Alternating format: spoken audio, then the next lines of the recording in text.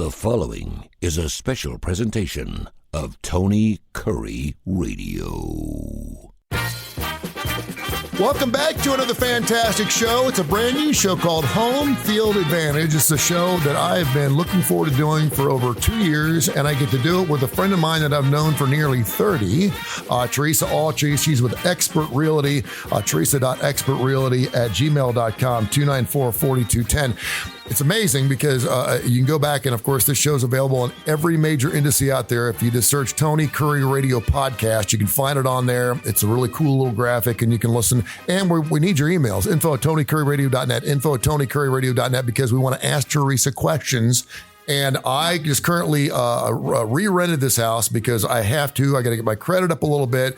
I'm not financially in a place to buy a home. The rates are a little too high, so it just worked out perfectly that I'll be in this house. But when I do, we're going to walk through the whole process.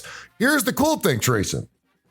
Yes. So I've been wanting to do this show since I started Tony Kurre Radio Podcast like 4 years ago. And whenever I have a question or whenever I think about something, to a rock and roller, to the mortgage company, to whatever, and I do a show about it, I go, ooh, and I pull off the side of the road and I write down that question. And I was just going through my notes. Like that too. Yeah, and I was going through my notes today and found my notes on if I ever do a show about real estate, mortgages, brokers, whatever. These are the questions I was asking. I was like, and so I found them. So I'm like, killer. So I want to ask you this question. Before we do that, though, you just showed me something really, really cool. And I want you to share about this because we look after our armed forces. We love our armed forces. Obviously, couldn't do it without you. But I want you to share that quick story before we get started today. What do you have? Yes, and I'll make it real quick. This is a little toy soldier, a little toy. And in our office, we're huge veteran military supporters, and we had a little box. And I go over there, and it's like a beautiful little box and had a prayer above it. And what I didn't realize is you take out a little toy soldier, and that's a woman in the armed forces that's away from her family, her children, her husband, her father, her mother. It's a daughter, a cousin, a sister, someone out there. We pray for them. So just wanted to let you know that Veterans Day is right around the corner, and we have a huge amount of respect, and we wouldn't be free without these guys. So just I thought it was a really super cool idea. And if you guys want to see it, you can kind of see us a little toy soldier holding a little bazooka gun. But we just want to remind you that we do things outside of real estate to take care of everybody. I love that. That's great. Great story. Share that. And that's an Expert Realty ideal from Eddie Harris, who was the owner there and the broker. So he really touched me with that. That's really fantastic. That's great. That's super cool. Thank you for sharing that. All right. So these are ideas, things I've been thinking about over the last couple of years. I've owned, you said that the average homeowner will own 8 homes in their life. And when they own a home, they'll basically own it for about 7.5 years, which is about exactly where I'm at. The last house I owned for 17 years. And went through divorce, went through all blah, blah, blah, blah. And so I'm starting all over again and super excited about the future and finding another home to get into. But I wrote down some questions here that I've gone through over the last couple of years, and I'm going to ask the expert about. You ready to go? Oh. What is up with pools? My next house, I want to have a pool. My kids want to have a pool. Amen. But I've always heard that houses with pools, I would think that would be a good selling point, but it's not. And I've always been told that it's not good to have a pool. Is it because of the expense that comes along with it? Why don't people want houses with pools? A lot of reasons is maintenance, also HOAs, and in addition to that, liability. So, like, for instance, if you're just in a neighborhood and it's also done a little differently here, like in Florida, everybody has a pool. It's almost like odd if you don't, But here, people think about the tax liability, the expense. Number one, the cost to put it in, then the fence, you've got to have a fence around it. And if you have a diving board, no diving board, or if you have a slide or no slide, there's all just kind of guidelines, rules, and regulations. Now, for me personally, I'm with you. I love a pool. I don't care if it's a loud plane pool, an in-ground pool, a panoramic pool. I just love pools. I prefer salt water. My sister had one time, and very low maintenance, and it's very healthy for your body. So it's a personal preference. However, because we do live in a state that you have neighbors and things of that nature, so first you have to have a fence around it. And then a lot of it's governed by that because you don't want a kid to walk over and accidentally fall in the pool, Sure, all that good stuff. But in some areas, they say it neither adds to nor takes away from. It's a neutral. okay. Personal preference. Insurance wise, what does it normally cost if you have a pool? It's more because a lot more liability more. Yeah, okay. a significant not. And also, again, it goes back to, is it one of those that you put up like above ground, or you want one of those really nice in ground, things like that? Because some people can do the in-ground pools and they make it look so beautiful and so grand. Even if you didn't like pools, it could be used for something else or even aesthetically.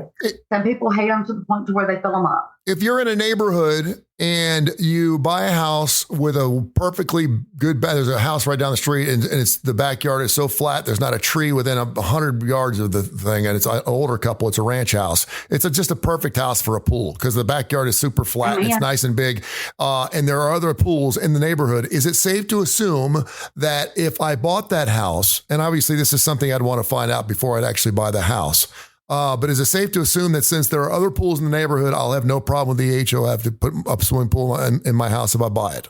No, you just want to get their current guidelines and rules and regulations and give them plenty of notice. Like you just want to say, and you've got some HOAs, they won't give you a problem in the world. Then you've got the other ones, we call the Karen HOAs. Yeah. And so as long as you just give them a notice, some people are going to require a plan. They're going to say, let's look at it. Let's make sure it's not anything inappropriate or anything that's going to detour or bring value down in the neighborhood. Yeah. Other than that, that's it. And then also they'll make sure you do it with permits pulled, and they'll also make sure it's done by licensed pool contractors and excavators, so as you don't disturb field lines or utilities, easements, anything like that. You know what I'm saying? So is there a rule about above ground pools? Because those above ground pools, they look nasty. I mean, let's be honest. They look like redneck. and they're great for that. Maybe the younger couple that just wants to see if they even like a pool or not. Yeah. But I don't ever recommend those. I don't, because it's number one. I know a couple that got one and they didn't even have it 3 weeks and a tornado came and it was just gone. Yeah. You see what I mean? And I felt so bad, but it's like, what do you do? But other people feel like it's fine. Now, the above ground pools, they have those decks around them that's made to look like they're in ground. Uh-huh. Some people say they're okay again because obviously they're not going to be blown away. Yeah. So, yeah. Okay. I guess it's a personal preference. I would just go the extra mile. I mean, when you're talking about maybe 30, 40, 50 grand, because you can do the pools, they're Beverly Hills, $500,000 for a pool, or you can do those that's reasonable for, I would say 50. Sure. All right. Teresa Autrey, she's with Expert Realty, expertrealty@gmail.com, 294-4210. It's a show called Home Field Advantage. We're looking for your questions, info at TonyCurryRadio.net. And so I wrote down some things that I've always wanted to ask a realtor. And so I'm going to go through these real quick. I am self-employed. First time in my life that I've been self-employed. And so I have gone through the process of what it's like to get a loan, get a mortgage, get anything as a self-employed individual. Sorry. It sucks. When you do your taxes, obviously the more you make, the more you pay in taxes. And so you want to do everything you can to make sure you don't have to pay the most. But when you're trying to get a loan, it's based off what you pay taxes on. So if you make $150,000 a year, but somehow you can do your taxes and make it look like you're doing 50, good for you, but it looks like you're making 50, not 150. And so if you want that loan for 100, good luck.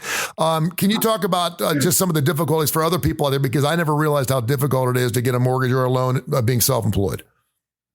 It's terribly difficult unless you have, some savings put aside, or unless you have a really great credit score. Now, it's still standard 2 years, and they want you to have filed everything, your taxes. And my first week in real estate, I had a coach, and he said, this is not what you gross, it's what you net. Yeah, that's it. And, so if, for instance, like with me, if I'm on a 2-year plan, I'm going to try to have 20% down. Okay. So I don't have to pay MIP or PMI. I'm also going to try to get the cheaper interest rates, like they just failed. Praise God. Hallelujah. There you go. Yeah. just fell a little bit. And what I'm going to do is say anything that you have, like even if you're self-employed, you may not have direct deposit because guess what? It may not, your income may come from multiple sources. You may not have, self-employment can be all kind of different ideas and situations. Yeah. You may be small business where you don't have a CPA and all that other stuff. So I would say, first of all, always speak with an accountant because I'm not one of those, or a lawyer, and get any kind of legal advice you want. But other than that, it's really difficult. So I would always say some of the following that would help you. If you plan to start a business, don't plan to start that business the year you want to buy a house. No. Because that's your big deal. Yeah. And also, used to, the goal was if you were in the same industry like radio and they changed radio stations, you're still in the same radio business. Mm-hmm. They used to say that would count and we could get that written. Also, if your credit is above 700, you're going to have a whole lot better resources and avenues to go down, whether if your credit score is in the 600s, low 600s especially. Now, you can do FHA or you could do USDA rule, and you can do some of these 100%, but then that puts you back to paying the MIP and PIM. Yeah. Once you... Yeah, go ahead. No. Well, that's that gap between what your home is worth, what the government says they'll loan you, and then the cushion in between there and your final price on the home. Gotcha. We actually have a great CPA firm, Driscoll Gray. John Gray is my CEO. Well, there you go. And he's a great guy to talk about that. Talk about... talk to him one day. And I've been trying to do a show with him too for a long period of time, but he's well, we'll have him on here. You know what? That'd be great. Can you talk about the pros and cons about looking over a neighborhood and the animal situation in that neighborhood before you move into that neighborhood with your animal situation? I had 2 dogs. I have a cat. I have a snake. I have a chinchilla. Most of my pets stay inside. But I do have a couple of dogs, and I move in and I'm renting this place. The lady next door me had 7 dogs and 8 cats. There are dogs all over this neighborhood. For the most part, everyone's on a leash. It's great. The cats pretty much run the neighborhood. So when my dog gets out of the front door, he's gone. I mean, there's some cat within eyesight of my front door. I've trained him well, but sometimes if he sees something moving, he's gone. But I mean, I think a lot of people don't think about those little things like, oh my gosh, I have 3 cats and I'm fixing to move into a new neighborhood. Maybe I should ask what my neighbors have first. Well, it's not just that. You also want to think about children. Animals, fences, non-fences. Some townhomes, for instance, they might have a restrictions on certain animals you can have because the units are all connected. Condos the same way. They may have something in there that says, in fact, I know one townhome in Vestavia, they do not allow exotic pets because what if a snake gets loose and gets in the attic, falls over to somebody's house? I mean, so you have to first think about the property itself. And does it adjoin or connect to anybody, below or above anybody? And then if it is a single family residential home, like a regular house standing by itself in the neighborhood, say if you have a little puppy and it's in training and you move right next door to someone who has, let's just say they have a electric fence, but not a physical fence. Yeah. What's the deal when your dog goes to them? Do you see what I mean? Sure. And things of that nature. I mean, first instance, if you like the house, and I would tell my clients, well, you come over here. If they would say, oh, well, how many kids live here? Come over here when the school bus runs and look. If you want to know what kind of neighbors what kind of animals, when you go to show the house, I always show during the day. Okay. And then that way you can pretty much see, is there animals outside or there are not animals outside? And a lot of people love their animals so much. You can see if they got a big old bone on the front porch as a welcome. Sure. You could kind of conceptually say, might be a dog there. That's a good tip off. Beware of dogs also. That's a big sign. Yeah. Teresa Autrey, Expert Realty. She joins us every single week here, and we'd love to get your questions. Info at TonyCurryRadio.net. This show is called Home Field Advantage. There are other Home Field Advantage shows, so make sure you put Home Field Advantage, look for Tony Curry Radio, search us, and you'll find exactly what you're looking for. These are questions that I've been writing down for like the last 2 or 3 years. Is there any Pros or cons to buying a historical home. I bought a house, 839th Street South, down in the streets of Lakeview. It was built in 1919. I really didn't give a squat about how old the house was. It was just a super cool house. It had it had a garden room, and it had a breakfast nook, and had all these different rooms that they used to put in these old homes. But of course, it needed a little help. There were holes in the floor where the radiators were before they went central air with it. But is there any attributes, good things of buying a home like that? Do you get anything for it? Is it on the historical register? What goes into buying a historical home? Well, number one, it's if it's already historical, there's one process. If you want to get it hit on the historical register, that's another process. So first, you just figure out if it's already there or not. And I tell you, I love those homes because number one, they're beautiful. They have these intricate, all kind of unique, just craftsmanship. I mean, you can see just all the unique, ornate parts to it, like the tongue and groove flooring. I mean, some of this stuff is going to last forever. And it's like, man, you can't even find good tile grout sometimes today. Yeah. So, there's a lot that goes into it. Like, is it up to code? Is it updated, or are there any exceptions to it? Inspections are a must, in my opinion. I would, in fact, make you sign every waiver in the world if you did not get it inspected, because you're going to want to check the pipes. You're going to want to look at the videos. You're going to go, film the pipes. You're going to want to check all the surrounding area for trees and any roots that may have grown. Because like my grandmother was born in 1919, a good year, right? Yeah, no doubt. But I mean, let's face it, that's 100 plus years ago. So now we're looking at like, well, what's salvageable? Also, it's beautiful. You're going to love it. You're going to be at the top of the town. You better have Christmases and you better invite me. That's all I know. If you buy one of those for me. But you'll have fun on decorating it. People will just be drawn to it. On the other hand, some of the minuses might be your modern day luxuries. And you have to remember some of these houses were built that far back. If they've not been modernized, and we talk about their HVAC, their plumbing, the electrical, all that, if it's not been updated and modernized, you still have, really cracks when you walk up the steps, as you go up the staircase.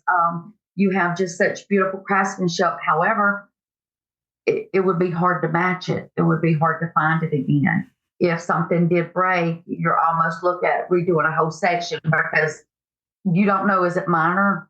I know one lady, she has her original crystal glass doorknobs. Oh, wow, that's cool. From 1900, the year 1900, every door in her house. But she's been able to affix those to modern doors. Yeah. Because throughout years, and I think it's important too, and you can expound on this. I think it's important too that you make sure that if you're going to make any upgrades to it, and obviously you're talking roofs, you're talking awnings, stuff like that, you want to make sure your house still fits your neighborhood. You know what I mean? Exactly. I made that mistake. I did my first home. I got the biggest house in the neighborhood. And I loved it, but then I should have really gotten kind of a middle-sized house for the neighborhood. And then your study shows now today that actually, if you're struggling, get the smallest house in the nicest neighborhood versus the biggest house in a non-nice neighborhood. There you go. Isn't that a little weird? Yeah, it is. What is the deal with enclosed patios? Is that a good thing? Is that a bad thing? I mean, they make it look like, obviously, when you have an enclosed patio or you enclose your deck, I've seen patio enclosures. I just saw one of their commercials, and that's what made me think about this question, because you're basically adding another home to the house. And the second part of that question is, how do you deal with square footage? I always wondered why the basement, if it's drawn out and it's a finished basement. Right now I got a bedroom downstairs and it's finished. Why does that not count as square footage in the house? Okay, let's break this up. But hold on, I do want to answer something about the historical house that I feel important to the public. And that is, if you are going to buy one, make sure that you understand all of the necessity on the upkeep. because once it's on that register, they don't want to see anything fall off. So you don't want to get trapped in a money pit and find out that you basically are getting fined because you're not able to keep the house as is. Does that make sense? Yeah, sure does. Okay. Mm-hmm. Now, your next question is a little bit longer. Take a big drink, baby. Yeah. Now, I wanted to make sure that I understand you, okay? So I'm going to ask you to repeat it one more time because I think I got your answer, but I want to make sure I got A and B. Seems like whenever I buy a home for square footage, I've been told that you can only use a portion of the basement on the square footage on the total home. And if you have a finished basement and it's like there's a bedroom and a bathroom and the whole 9 yards down there, you should be able to use all that square footage or count it as another bedroom, but you can't in some cases, I'm being told. I'm wondering about that. And then we can get into the patio enclosures after you're done. Yes. Okay, so let's start with the basement. So we call it HVAC, heated and cooled. So if it's heated and cooled square footage, that's livable, habitable. You got to have an egress, ingress. That's a door in. And you got to have a window that opens and operational, God forbid, in case there's a fire. And a garage door does not count, right? When you say a door in, a door out? That's correct. Okay.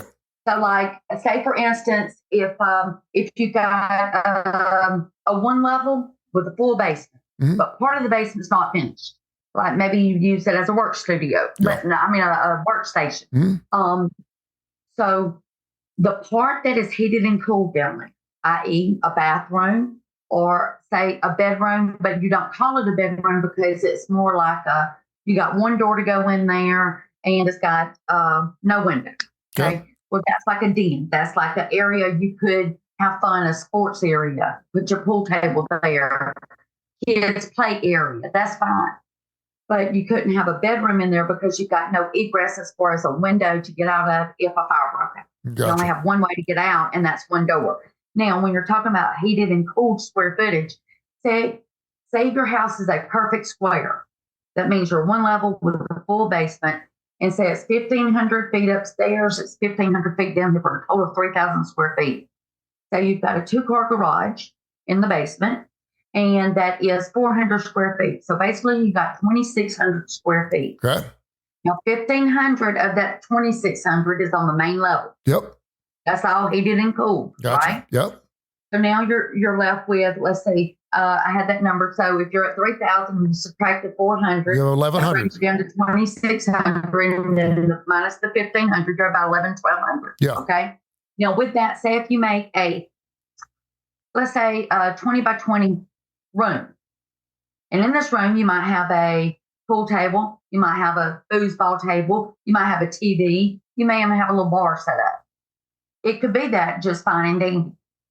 But once you turn it into a bedroom, you've got to have all these other things added. Gotcha. So that's why a lot of people don't live in the basement, but they have it set up for like a man cave or, a play area or whatever. I mean, it's still a great selling point. I mean, don't get me wrong. Exactly. But And that's what I was going to say is you always want to maximize the space.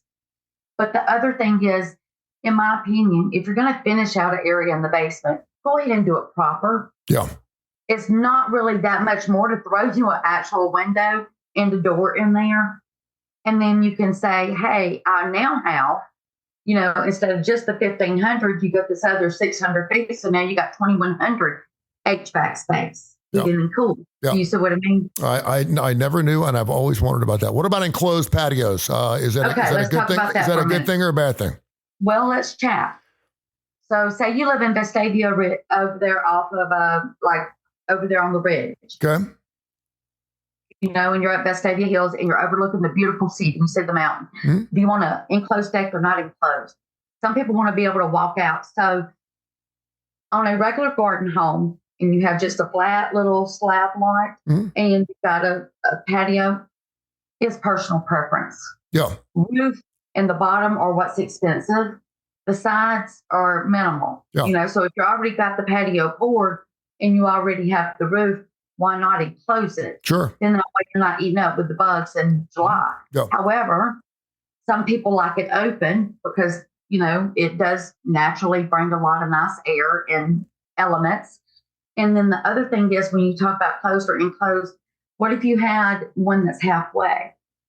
because you want to grill, right? You want to be able to grill. At least I do. I want to grill. Sure. So I would want that covered, or maybe set my grill just outside of the covered portion. Yes. And or even if it's covered, don't have the enclosement. However, I like the covered patio with the screens around it, especially in the summertime when you can relax and have a cup of coffee or whatever. The only time I ever thought that it was better to have the enclosed screen was I was in Cereaville in the mountains, and I was in a hot tub, and a black bear walked by me.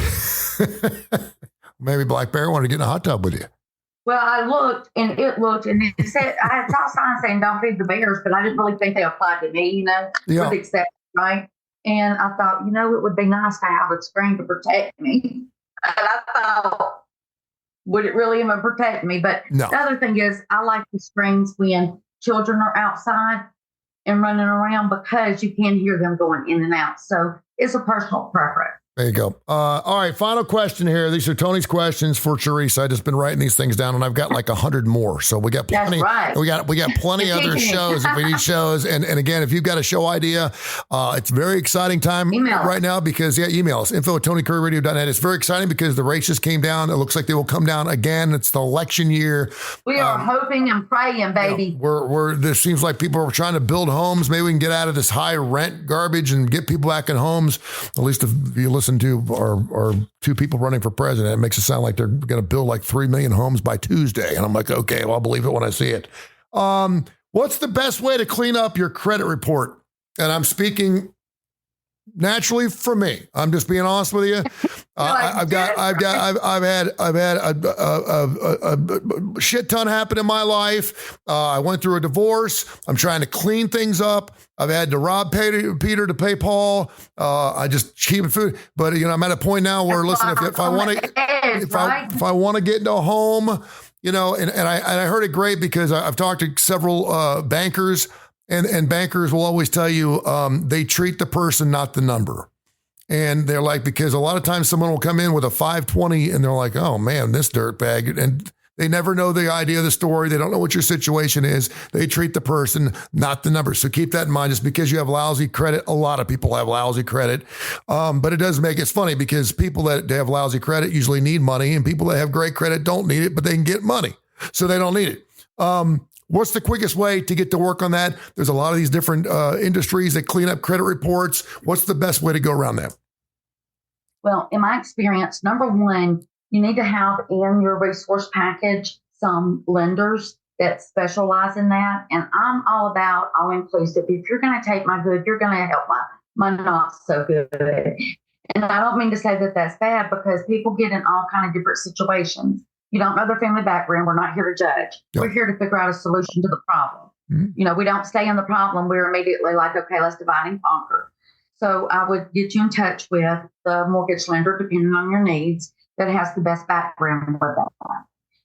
And then through the programs, and I've done this for self-employed people, is we guide you step by step. Okay, number one, let's get honest. Let's figure out what is actually on there. I had a guy tell me one time, I don't have any bills. He had bills. He just didn't pay the bills. Yeah. So it's like, get honest, look at your credit report. And if you don't know, I understand Credit Karma is good. However, it's very skewy on the accuracy when it comes to different lending institutions. Okay. Gotcha. Regions Bank is always going to be harder to get something from than, say, a mortgage lender or a mortgage broker. And to move forward, for the sake of time, we want to make sure that we're getting you to the fastest source that can help you. Yeah. There's generally, remember when we talked about the 7 things in life happen? Yeah. Well, we also have those things in life. My mother was a widow in her 40s. Okay. The breadwinner had passed. Do you see what I mean? Yep. And she had not worked in a while they were married and taking care of him because he was ill. Yeah. So then you look at other factors like, did they have more children? Did someone lost of income? Did someone pass? Did someone get sick? And then it doesn't really matter. Even if they were just irresponsible, it doesn't matter. Yeah. Here's where we're at. So you first have to figure out actually where you are. Yeah. And then there are programs out there and people out there. I will say, do not start paying people $1 billion. Most of those are scammy, or most of them do not work. I will also say is the other good thing from Credit Karma is that they will tell you about easy ways to dispute things. And I actually had to dispute 2 items recently because they showed up on my credit. I don't even know who these people are, and come to find out, wrong credit report, wrong credit file. We weren't even close to each other. Yep. It's human error. They just made a mistake. Yep. So that's the first thing. Know where you are. Then develop a 1 year, 2 year, 3 year plan so that you can be in a home in less than 5 years. Okay. There you go. And the best thing to do is also simultaneously, and this is going to be 3 things you're going to want to work on at simultaneously. So this could be a note to help anybody that's self-employed that's in our position. You're going to want to first find out where your credit is. You're going to want to find out any bank accounts or savings accounts, anything you got open out there that may or may not be helpful. Any cards that you're not using, just look to see the balance. Look to see where you are on your debt to income ratio. That's number 2. Okay. So first you find your credit. And then number 2 is you do your debt to income ratio. It needs to be real numbers, okay, which means you take your total that you write, you get a check, you take that number, and then you look at all your bills. Like for me, when my children were younger, they did not count a nanny. Well, that was pretty expensive to me. I mean, we're talking about over $1,000 a month. Yeah. Also, you're going to want to check to see, are there anything that could be potential. Make sure your divorce is all cleaned up. Make sure you don't have any liens, garnishments, judgments, income withholding orders, back child support, spousal support, anything like that. Okay. Check your IRS debt. So you're going to want to get those things simultaneously working together. Okay. All right. There you have it. Teresa, great stuff. We got a boogie. Can't wait to talk to you. I know we gave you a good exercise tonight, didn't we? We were all over the road. I like that. Teresa.expertrealty@gmail.com is your website. 294-4210. And I will tell you this right now. I've called her numerous times. She does pick up the phone or she'll call me right back. She's really good at that. I'm a phone guy. I know people like to email, and I know you're supposed to email within but I get like 500 emails a day. I don't always get a chance to get to my emails. 294-4210, 294-4210. Check her out. Give her a call. Home Field Advantage. We'll do a show next week. Teresa, thank you. I appreciate you. Thank you. All right. See ya. This has been a special presentation of Tony Kurre Radio.